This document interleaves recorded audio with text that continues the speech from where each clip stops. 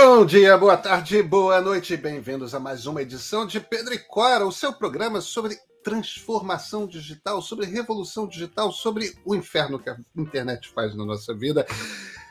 Pedro e Cora, toda terça-feira, toda sexta-feira, na sua plataforma favorita de podcast, no canal de YouTube do Meio. Eu sou Pedro Dória, Cora Rona, e você que está aqui ao meu lado, qual é o nosso assunto de hoje?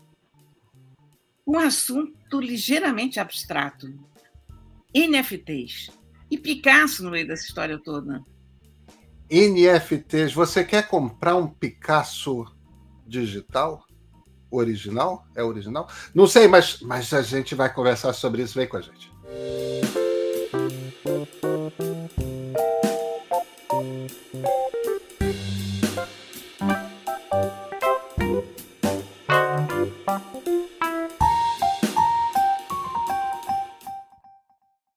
Cora Rona, me explica essa história de filho e neto do Picasso com NFT?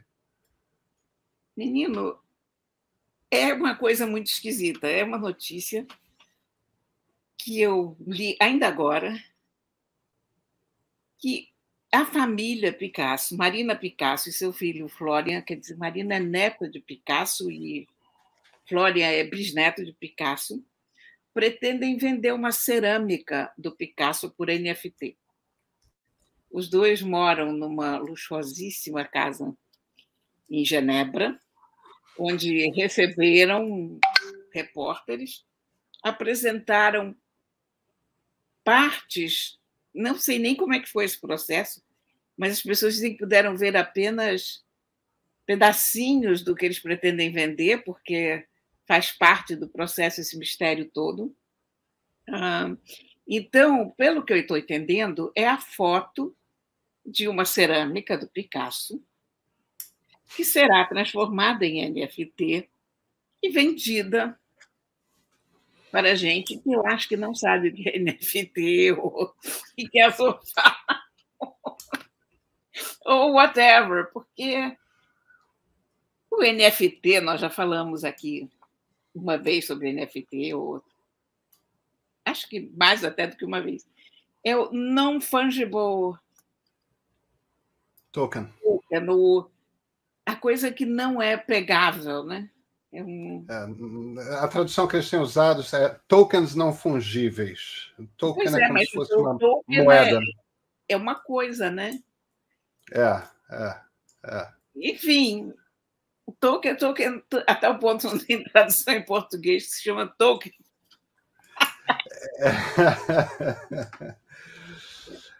Mas, enfim, é uma expressão esquisita para um fenômeno que muita gente ainda não entendeu, que está movimentando um dinheirão, isso é verdade, porque eu acho que também no mundo há muita gente que ganhou muito dinheiro com muita facilidade e não tem no que gastar esse dinheiro, o pessoal de área de tecnologia, sobretudo. Então, vai fazer uma coisa engraçadinha, vou comprar lá um NFT por $200 mil, por $100 mil, e por que não uma foto, um pedaço de uma foto de uma cerâmica do Picasso? Cora, eu acho que a gente pode primeiro explicar para quem está completamente perdido aqui na nossa conversa sobre NFTs. A essas alturas do campeonato, todo mundo já ouviu essa sigla, né? Non-fungible token, token não fungível, que mesmo a expressão em português não parece querer dizer nada, né? Não faz o menor sentido, faz. Mas eu acho que a gente consegue explicar. O que é quando a Bitcoin, a primeira criptomoeda, foi lançada, ela foi lançada junto com uma tecnologia chamada blockchain. O que é um blockchain? Qual o problema de uma moeda digital? Como é que você faz com que uma moeda digital seja viável? O problema de algo digital é o seguinte: se eu pegar meu WhatsApp e te mandar uma imagem qualquer, uma fotografia que eu tirei aqui de casa agora, Cora, você vai receber essa fotografia e eu continuarei com essa fotografia. Eu vou continuar olhando para ela na tela do meu celular ali no meu WhatsApp. e você terá essa fotografia também. O problema da questão digital é o digital copia. Não é que nem eu estivesse mandando uma fotografia física para você, que eu te mando, boto no envelope, mando pelo correio, você recebe, e aí eu deixo de ter a fotografia. Como é que se resolve o problema da moeda? Porque moeda só funciona se eu te mandando R$1, eu deixar de ter R$1. Então, a maneira como o blockchain, como o Bitcoin resolveu isso foi com uma tecnologia que foi inventada chamada blockchain. O que esse blockchain faz? O que esse blockchain bloco corrente, né? É uma corrente de pequenos blocos. Então você tem um Bitcoin, e para cada Bitcoin existe um blockchain. E a informação que esse blockchain tem é a seguinte: esta única Bitcoin, ela saiu da carteira de Pedro e foi para a carteira de Cora. Como ela tem essa informação atrelada a ela, sabemos que ela deixou de existir na minha carteira e foi para a sua. Agora, se você estiver conversando com sua irmã Laura e passar aquele Bitcoin para ela, a corrente de blocos vai ser incluído um novo elo, e esse novo elo vai dizer: saiu em tal data da carteira de Cora e foi para a carteira de Laura. E você vai botando a cada transação novos elos nessa corrente, de forma que você tem cada Bitcoin num blockchain, toda a informação histórica de transações pelas quais essa Bitcoin foi transferida. Só que essa é uma tecnologia maravilhosa, muito mais interessante do que o Bitcoin, porque, no fim das contas, você consegue, pela primeira vez, fazer com que uma coisa digital seja única.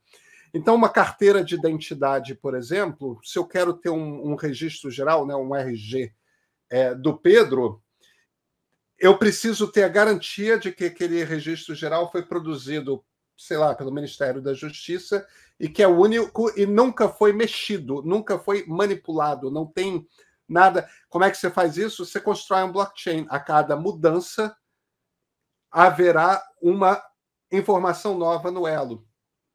Então, documentos de cartório, autenticação, contratos, todos podem ser registrados num blockchain.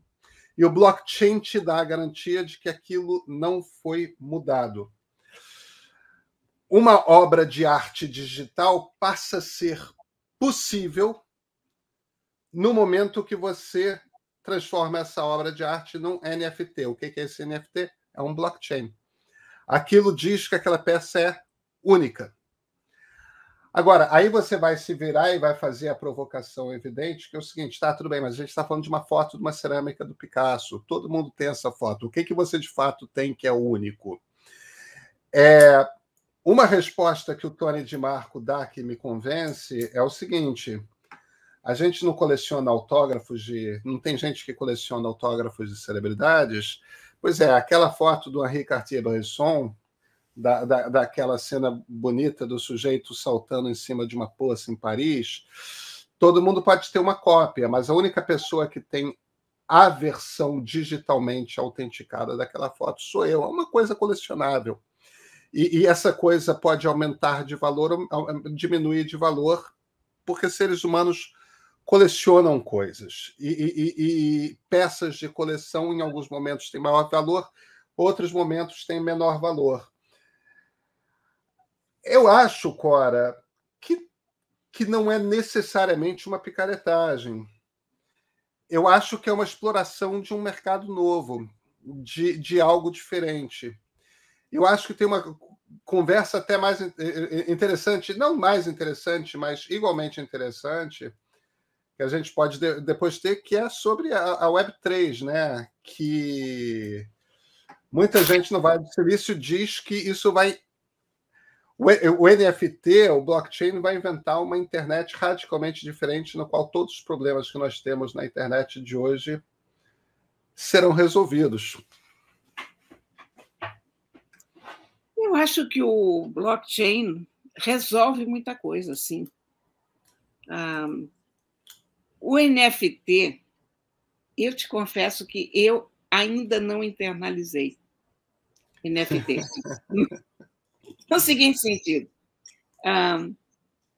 quando a fotografia apareceu, as pessoas não aceitavam fotografia porque achavam que não era pintura.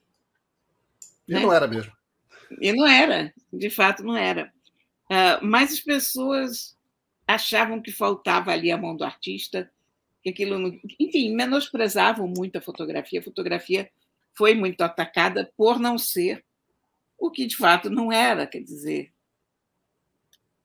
Enfim, depois, claro, isso passou. Eu acho que eu, em relação ao NFT, eu estou no estágio das pessoas que, na época da pintura, não aceitavam a fotografia. Isso é por outra. Eu aceito NFT. Eu entendo o que é o NFT, mas eu ainda não é uma coisa natural para mim, sabe? Quer dizer, eu entendo você pagar 1.000, 10.000, 100 mil reais, quantos mil reais forem numa obra de arte. Entendo você comprar um pôster, por exemplo, numa loja, vi um pôster lindo ali por 100 reais, porque acho uma boa compra, foi barato, um pôster lindo e tal. Mas eu ainda não estou preparada para essa coisa inteiramente abstrata de você comprar uma obra de arte que você poderia ter da mesma forma, igualzinha. Cora, a gente estava falando do Bresson. A gente estava falando do Bresson. O Bresson é um dos caras, cara que eu admiro imensamente. Eu adoro as fotografias dele. E ele é um dos caras que introduziu essa noção de um valor único à fotografia, com a ideia toda dele do flagrante do instante, né? Que é uma coisa que não é possível não é possível na pintura. O Bresson foi um dos que começou a explicar,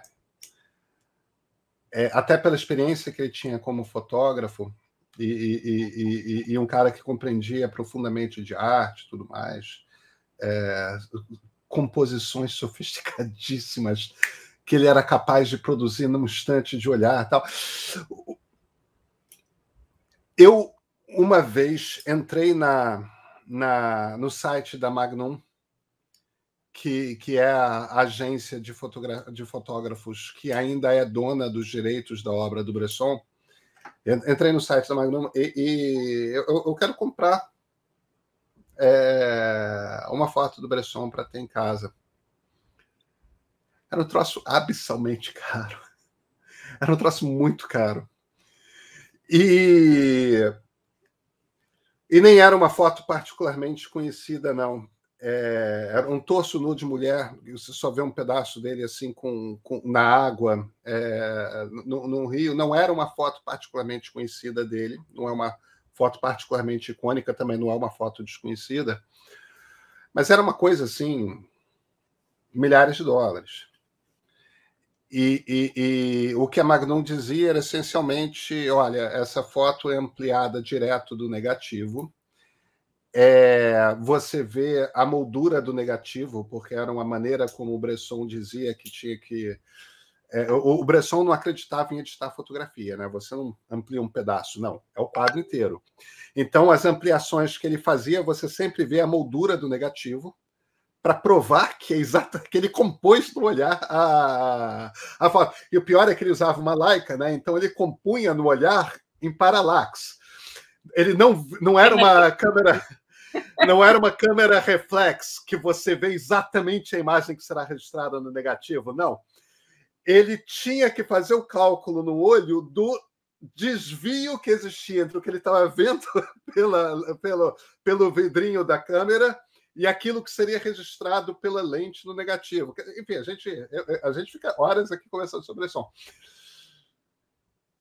E teve uma hora ali que eu olhava para aquilo e a própria Magnum vendia o arquivo digital por uma quantidade de dinheiro muito menor. E eu ficava...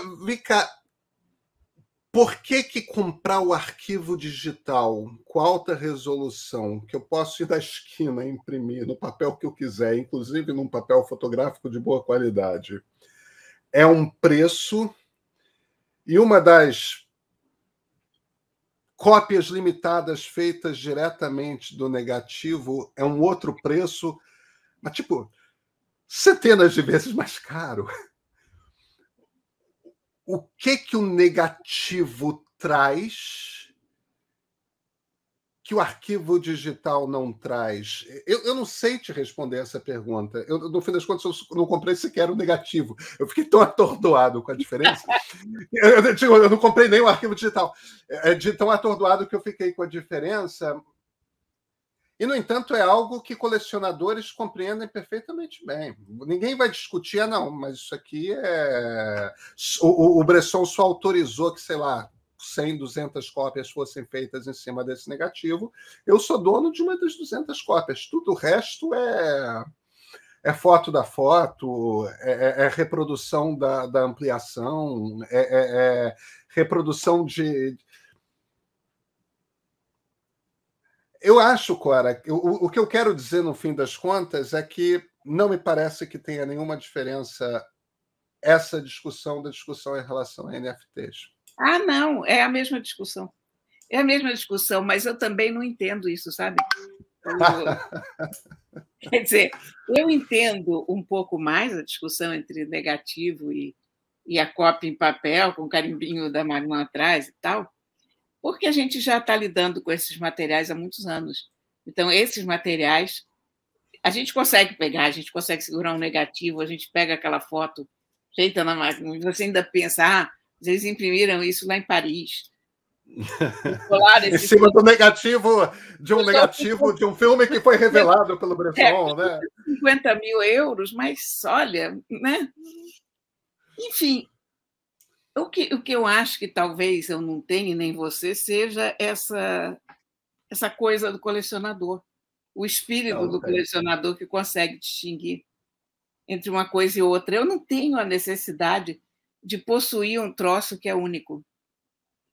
A minha necessidade de possuir as coisas é porque elas são bonitas, ou porque me atraem. Quer dizer, eu tenho esses bonequinhos do Pokémon porque eu gosto, mas não porque eu sou a única pessoa que tem os bonequinhos do Pokémon. Então, eu acho que, no fundo, talvez a gente esteja falando sobre dois tipos de personalidade diferentes, né?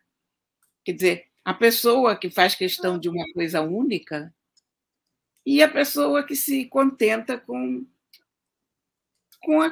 a beleza da coisa, mas não é tão exclusivista, não quer ter o Picasso na parede, né? Não sei. Eu acho que eu teria um Picasso na parede, tá? Sim, eu teria um quadro original. Aliás, eu tenho Picasso na parede. É uma cópia digital de um desenho que eu comprei no Museu Picasso em Barcelona, que é um desenho lindo, e a cópia é de muito boa qualidade, mas é uma cópia, tipo, escanearam um desenho dele a lápis e imprimiram com muita qualidade numa super impressora, num super papel, e me custou 100 euros. Que é caro, tá? Não é barato, não, mas é lindo. Eu adoro Picasso, entendeu? Se eu fosse um cara muito rico, eu teria um óleo do Picasso. Claro que eu teria. Mas o óleo, a gente teria. É bonito. Não, o óleo escapa desse nosso problema, você está vendo, né? Porque o óleo tem sempre diferença. Mesmo que você tenha. Tem textura, tem coisas que você não vê numa fotografia do óleo. Claro. Cada quadro, e não só óleo, guache, enfim, cada quadro que foi pintado ou desenhado é único. Porque a mão da pessoa variou na hora, porque a cor variou um pouco, porque tem uma textura, porque tem uma pincelada. Você não consegue reproduzir isso fielmente de... Enquanto que um desenho a lápis bem escaneado e bem impresso não tem diferença do original. Pois né? Você sabe que, às vezes, eu, às vezes, tenho dificuldade de distinguir original de cópia quando a coisa é quando a coisa é muito bem impressa. É claro, não estou falando de desenho, estou falando de textos ou de alguma coisa assim, documento, porque as cópias hoje estão tão bem feitas, tão bem impressas, que você já não sabe o que é. Mas eu acho que, para além do NFT, e esse é o ponto no qual eu queria chegar, que merece depois uma conversa até mais profunda da gente, que é a coisa do conceito da Web 3.0, que muita gente no Vale do Silício começa a defender, que é o seguinte. A questão das redes sociais, um dos grandes dramas das redes sociais é o seguinte: quando você está ali quando você está numa determinada rede social, você tem estímulos para postar e para participar das conversas. E o estímulo se mostra na forma de likes, na forma de quantidade de pessoas que viu a fotografia, o seu texto, o seu vídeo, o que for, a quantidade de comentários. Quer dizer, essas coisas servem como estímulos para você estar ali. E o problema desse tipo de estímulo é que o estímulo, como ele privilegia a audiência em detrimento de outros valores, você acaba insuflando os nossos instintos mais baixos, né? As coisas que despertam briga, as coisas que as pessoas ficam voltando e voltando e voltando aos posts dos quais elas estão com raiva, né? Elas não ficam voltando e voltando e voltando para os posts que elas amaram de paixão. Elas já tiveram aquela experiência, foi extremamente gratificante, elas viram uma vez e pronto. Implicando com seus gatos, Cora. Eu tive um problema felino aqui, da maior gravidade, porque 2 das minhas gatas resolveram se desentender exatamente agora. Mas hoje eles não estão nos ajudando, né? Não tem problema, não tem problema. Eles fazem parte da paisagem. Agora, e se quando você entrasse numa rede social, você ganhasse uma quantidade de moedas, criptomoedas dessa rede social? E essas criptomoedas que você ganhasse,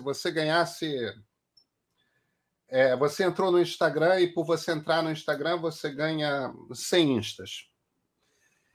E o like é essencialmente você dá um Insta para a pessoa de cuja foto você gostou muito. E como você tem um número limitado de Instas, você não pode, você tem que ser econômico, você dá em circunstâncias especiais. Agora, as pessoas também te dão Instas conforme elas vão gostando. E cada um troço desses é uma criptomoeda, é um NFT.